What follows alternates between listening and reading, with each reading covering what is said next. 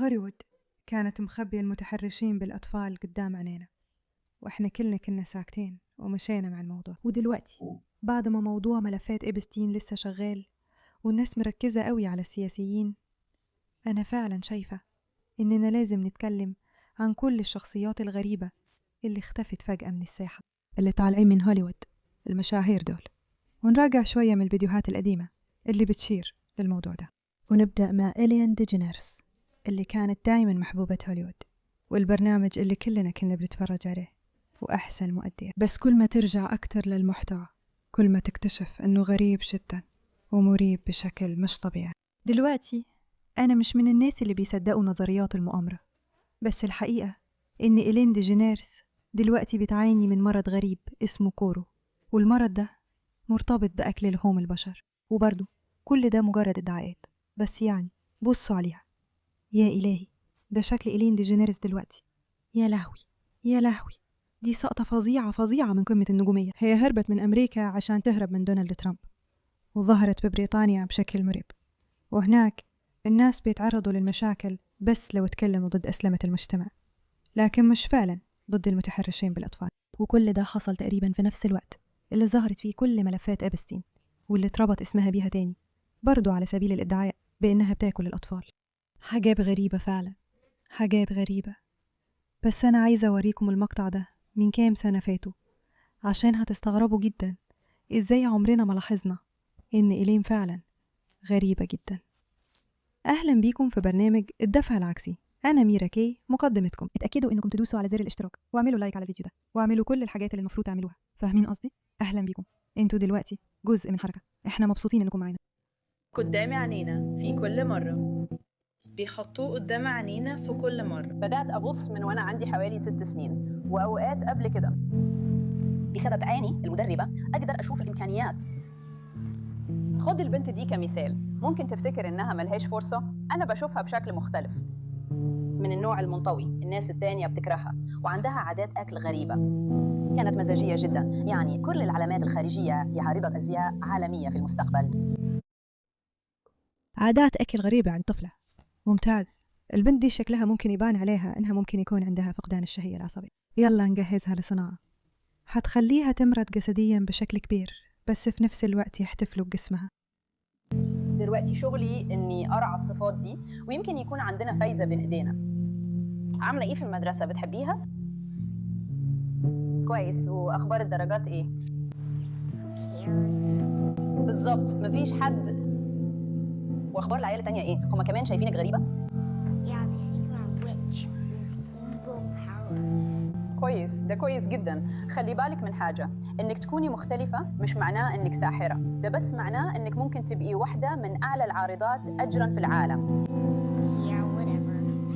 I don't care about anything. حركة لطيفة يا بنتي. طيب تعالي نراجع الأسامي تاني. قلتي إنك بتحبي اسم إنديا بس مش بتحبي البيداي.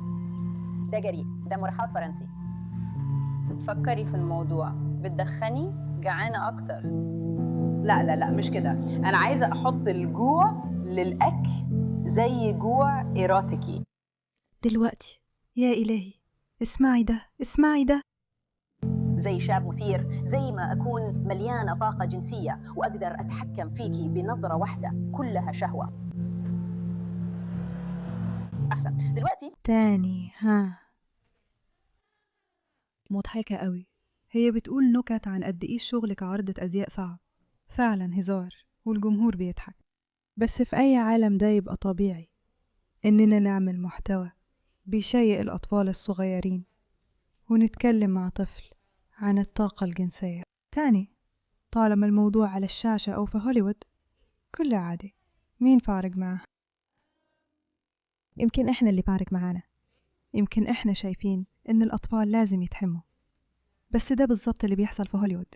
هم حاسين إنهم يقدروا يزقوا الحدود، يزقوا ويزقوا ويعملوا اللي هم شايفينه صح، ولأنهم نجوم على الشاشة يقدروا يطلعوا منها من غير حساب. المفارقة في كل ده طبعا إن ده مش اللي بنتخيله عن نجم أو نجمة هوليوود الجميلة. وتاني، كل واجهة هوليوود حرفيا ما هي إلا واجهة بس، لكنهم بيروجوا لخطاب خطير جدا، وللي ما يعرفوش أنت محظوظين جدا. دي روزي أودينيل. هم حاسين إن هم يقدروا يهاجموا الأطفال ويقولوا تعليقات جنسية، وده عادي. يقدروا يهاجموا السياسيين ويكونوا مجانين وفظيعين جدا في ده، وبرغم كده لسبب ما إحنا قبلنا ده كأنه طبيعي، بس هو مش طبيعي. وهو بيزداد جنانا يوما عن يوم دونالد ترامب، يوم عن يوم.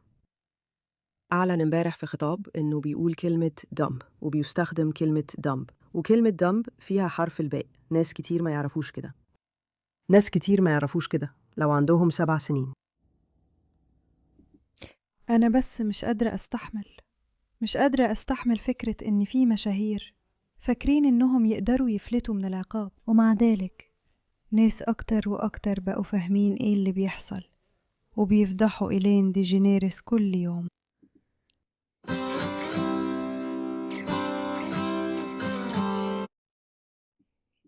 ماشي، يلا نقرا دول. هي جاية علشان إعادة برنامج ولادك. الجزيرة قالت كلمتها. يا راجل المفلس، تعال على الكومنتات. عارفين يا ألان، كلنا عارفين. رحتي فين يا ألان؟ في هدوء.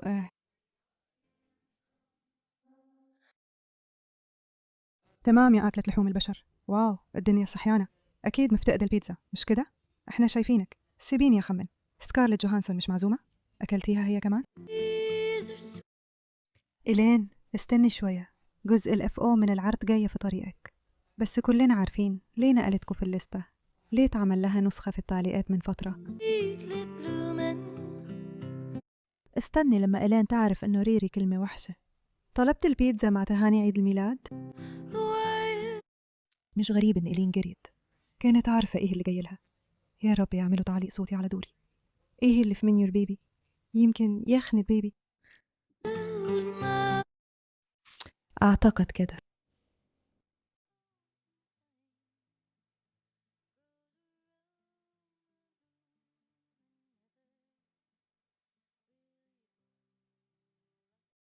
انت فين يا قادل؟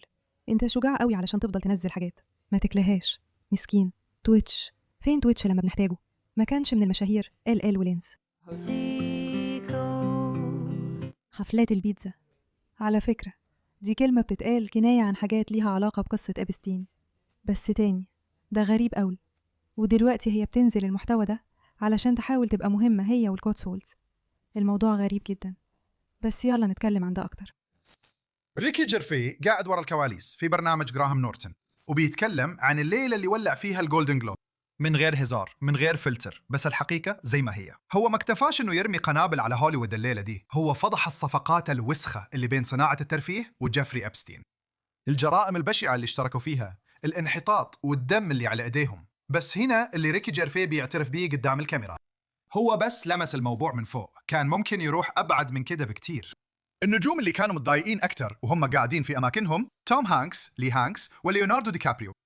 جيرفيس بيقول إن ردود أفعالهم ما كانتش صدفة، هم عندهم أكتر حاجات يخبوها. لو فاكر إنك عارف المرض ده واصل لفين، فكر تاني. في هوليوود ما فيش قاع، دوائر الجحيم ما لهاش نهاية. أول ما النجم يدوق طعم الممنوع دايما فيه رذيلة أظلم وأحقر مستنية. أكتر التواء، أكتر شر، أكتر قوة، ما بيشبعش. عندنا الفيديوهات وعندنا الكلام من بق جيرفي نفسه.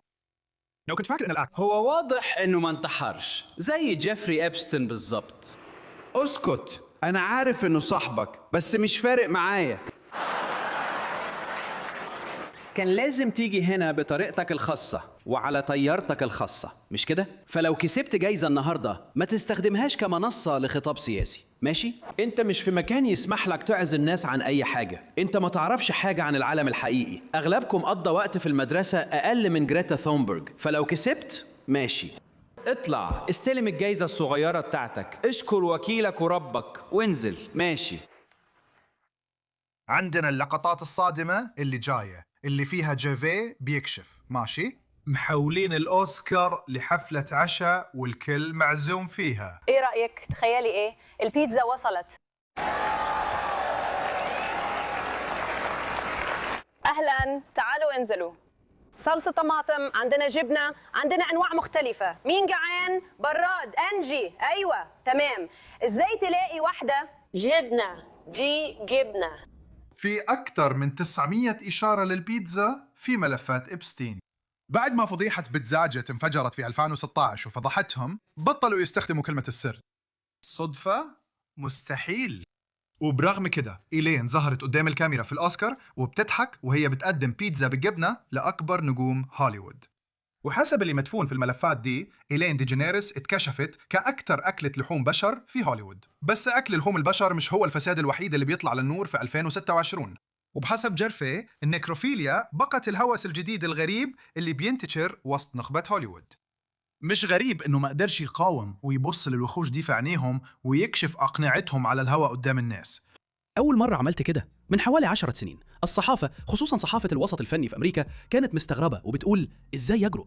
ليه بيقول الحاجات البشعة دي لأجمل ناس؟ عارف؟ وبعدين في المرة الخامسة تقريبا بقوا بيقولوا كويس اديله، احنا زهقنا من المشاهير. معانا أيوة أهو، ده أهو قدامك. هل إيلين ديجينيريس أكلت لحوم بشر؟ مش عارفة هي بتاكل ولا بتدي. اسمها في ملفات إبستين؟ بصراحة مش عارفة. بصراحة أنا مش فارق معايا، لكن اللي فارق معايا فعلا إن الناس دي كانوا بيتحطوا في مكانة عالية قوي، ولأننا كنا مهووسين بيهم قوي ولا واحد فينا خد باله قد إيه تصرفاتهم كانت سيئة. يمكن نكون اتعلمنا الدرس. شكرا على اهتمامكم بالموضوع ده.